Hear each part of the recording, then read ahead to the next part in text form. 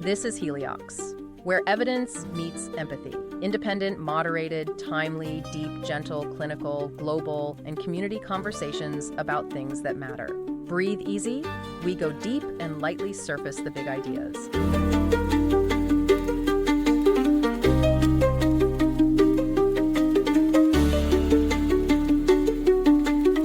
Welcome to the Deep Dive. Today, we're launching ourselves headfirst into the fascinating physics that powered some of the ancient world's most, formidable weaponry. That's right. We're talking catapults, siege engines, all that good stuff. Exactly. And this came from you, our listener. You were curious to get a solid, quick understanding of these historical engineering marvels. Yeah, and we've gathered some really interesting sources for this deep dive.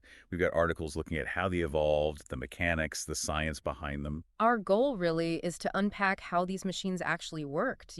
What physics principles were they using, maybe without even knowing the terms, and why were they so incredibly effective? It's like a shortcut to understanding this amazing bit of history and engineering without wading through tons of diagrams and dense texts yourself. So let's dive in. How did ancient folks without computers or modern labs pull off these feats of weapon engineering? What's the secret sauce? Okay, catapults. Instantly makes you think of castles under siege, right? Rocks flying. Definitely. Yeah. But our sources show they weren't just invented overnight. It was a process. Started in Greece, was it? Ancient Greece, yeah. Yeah. Back in the 4th century BCE. And then the idea spread. The Romans, being the Romans, really took it and ran with it. They refined the designs massively. And by the Middle Ages, these things were everywhere in warfare. Huge siege engines, yeah. Became a staple. And not just one kind of catapult either. Our sources mention a few key types. Oh, yeah. Several variations. Yeah, the ballista, think of it like a giant crossbow. Really precise, launching big arrows or bolts. It worked using torsion. Torsion, twisting force. Exactly. Then there was the mangonel. Also used torsion, but it was more about lobbing stones in a high arc. Less precision, maybe more brute force for walls. And the big one, the trebuchet, that used a counterweight. That's the one. A heavy counterweight falling is what powered it. Let them throw much heavier stuff much further. Used gravitational potential energy. Totally different mechanism. There's also this caraballista. Sounds like mobile artillery. It basically was a ballista mounted on a cart dating way back to the 5th century BC. Needed two guys. One cranked it to store energy. The other aimed and fired these huge bolts. Amazing. Portable power. And the power-to-weight ratio was apparently pretty good. Yeah. The Romans had like 55 per legion. Shows you they were thinking tactically about mobility early on. And this polybolos? Yeah. A repeating arrow machine. Seriously. Sounds like science fiction for the time, doesn't it? But yeah, 3rd century BC Greece. It had a chain link drive, a windlass for power, and it could auto-cock and fire from a magazine of about 15 arrows. An early machine gun, essentially. Yeah. Incredible automation. Okay, so all these machines, they're chucking things with serious power.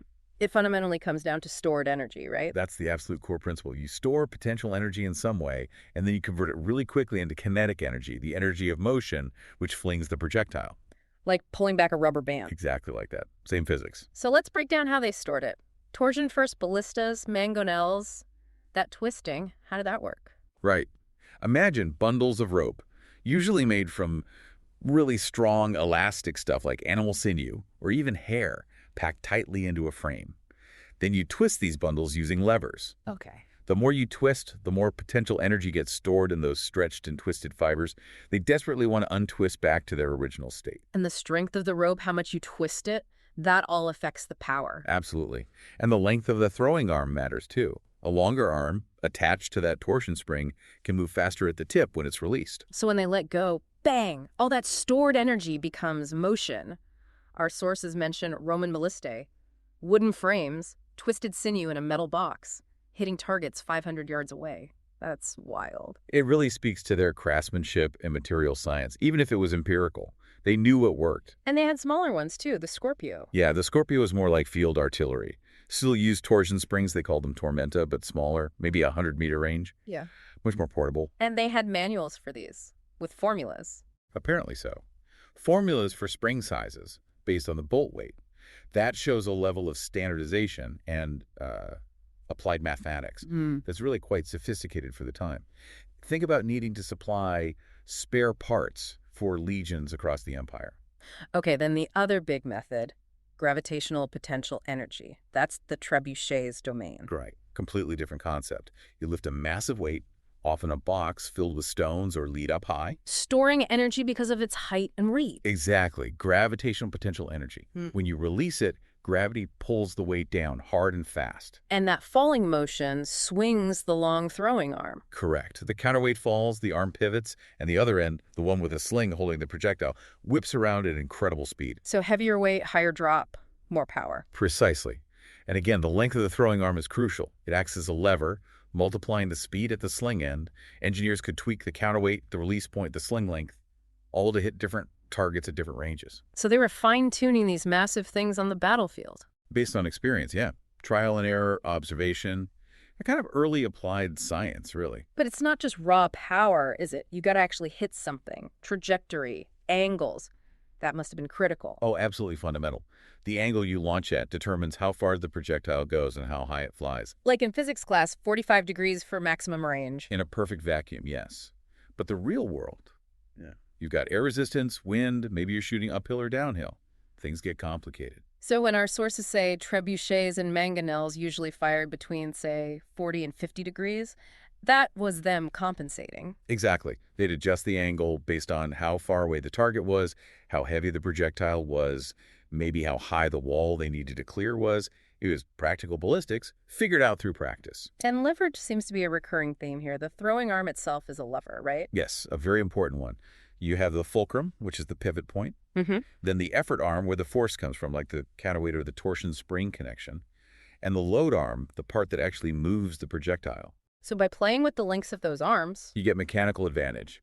For trebuchet, making the counterweight side of the arm shorter than the projectile side means the projectile end travels a much greater distance, and therefore much faster, for the same pivot angle. trading the distance the force is applied for speed and distance of the projectile. Precisely. Less input force needed to launch something heavy, or launching something faster and further with the available force. Smart engineering. What about air resistance? Did they just ignore it, or did they kind of figure it out? They definitely didn't have the math for aerodynamics, but they clearly had an intuitive grasp. The sources mention lobbing lighter things like pots of burning pitch or even diseased bodies at higher angles. Like higher. To maximize flight time, get more range, or just let them rain down for longer. Whereas heavy stones, meant to smash walls, they'd often fire at lower, flatter angles for maximum impact speed and force, minimizing the time air resistance had to slow them down. So they matched the launch style to the projectile and the goal. Seems like it.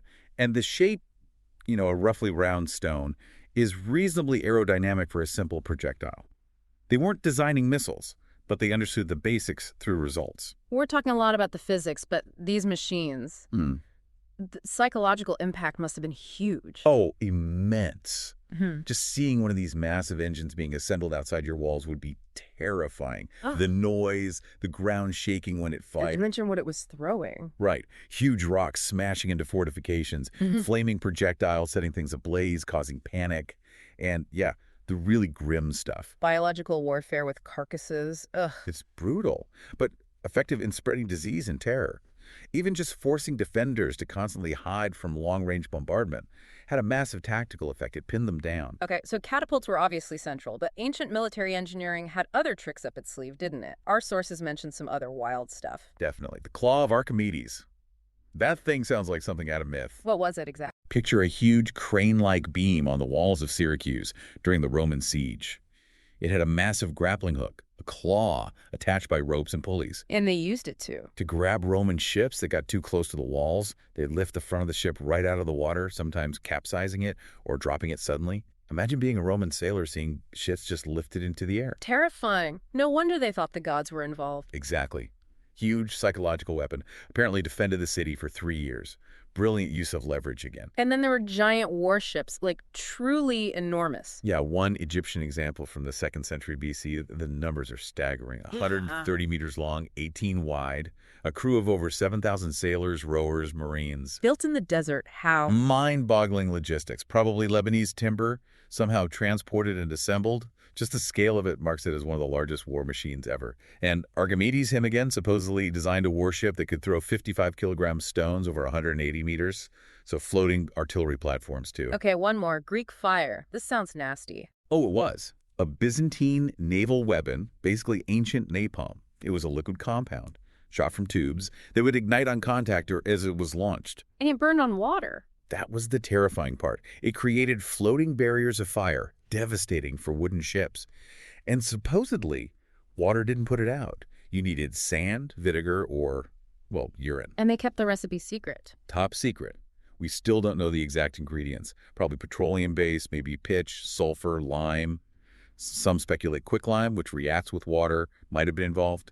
Shows a real understanding of chemical properties for warfare. It's just incredible thinking about these ancient engineers. No formal physics degrees, no CAD software. But they mastered force, energy, trajectory through sheer ingenuity, observation, trial, and error.